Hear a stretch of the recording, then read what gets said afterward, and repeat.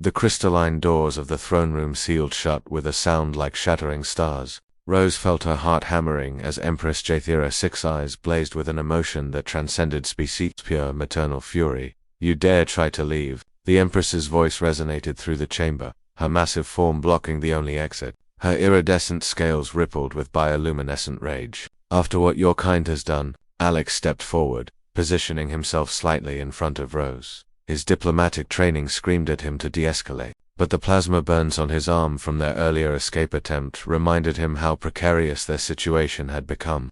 Your Majesty, Rose said, her voice steady despite the terror coursing through her veins. We didn't know. The fertility treatment Dr. Chen developed it was meant for human women with reproductive difficulties. We had no idea it would what? Jathira's mandibles clicked furiously. Would cause my body to generate 3 hybrid offspring, 3 lives now growing within me, mixing your fragile human DNA with the royal bloodline of the Zathan Empire. The Empress's lower arms cradled her abdomen protectively while her upper arms gestured with barely contained violence. For 3,000 years, my people have been unable to reproduce. Our extinction loomed like a dark moon, and then you arrive with your humanitarian aid and your medical breakthroughs. Alex exchanged a glance with Rose. They both remembered the hope in Dr. Chen's eyes when she'd offered the Zothon people humanity's newest fertility breakthrough.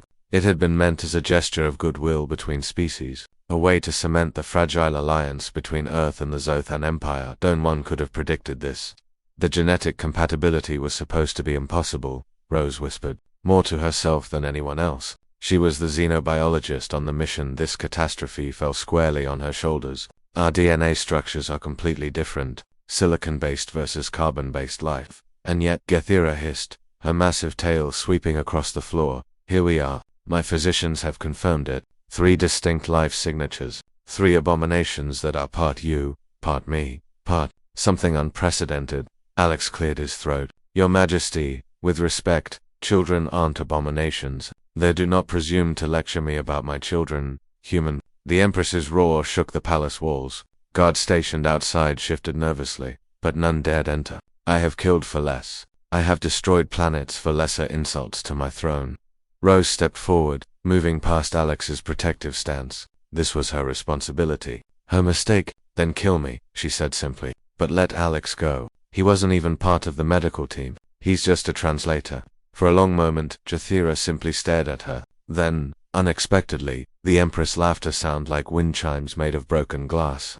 Humans, she said, shaking her massive head, so ready to sacrifice yourselves, so determined to be noble. She moved closer, her towering form casting Rose in shadow. Do you know why my people cannot reproduce? Human Rose. Rose shook her head. A plague. 6 millennia ago. It rendered us infertile, but we could not die. Our lifespans stretch for tens of thousands of years. We have watched our civilization slowly crumble, knowing we are the last generation, knowing that when we finally fall, nothing of us will remain. The Empress's voice cracked. And now, against all logic, against all biological possibility, I carry life within me again. 3 lives, part human, parts of entirely impossible.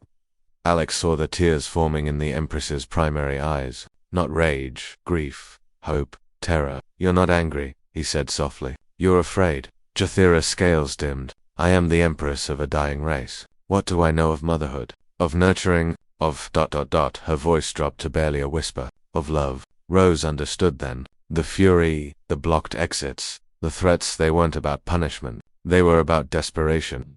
That's why you won't let us leave, Rose said. You need us. The Empress's silence was confirmation enough. Rose took a breath. Then let's make a deal. We stay. We help you through this pregnancy. We teach you what we know about human child-rearing, and you teach us about Zathan biology. Together we figure this out. And in return, Jathira asked warily. In return, Alex said, understanding Rose's plan, you don't declare war on Earth. You let humanity help the Zathan people. Because if this worked once, maybe with proper research and consent it could work again. The Empress studied them both. You would stay here, voluntarily, help birth and raise these children. They're not abominations, Rose said firmly. They're the first of a new species, a bridge between our peoples. And yes, we'll stay, because that's what humans do. We don't abandon our children. Ever. Jathira's scales gradually shifted to softer hues. This is foolish, reckless, unprecedented. Welcome to humanity, Alex said with a slight smile. The Empress considered for another long moment. Then slowly, the crystalline doors opened once more. "You may leave," she said. "Or you may stay. The choice is yours." Rose and Alex looked at each other, a wordless communication passing between them. Then Rose turned back to the Empress. "We stay, but we'll need some things from Earth. Books on child psychology, prenatal vitamins that work with silicon-based biology, and probably a lot of coffee." For the first time in 3,000 years, Empress Jathira smiled. "Then let us begin, together." Outside the throne room, two species took their first uncertain steps toward an impossible future, one that 3 unborn children would inherit.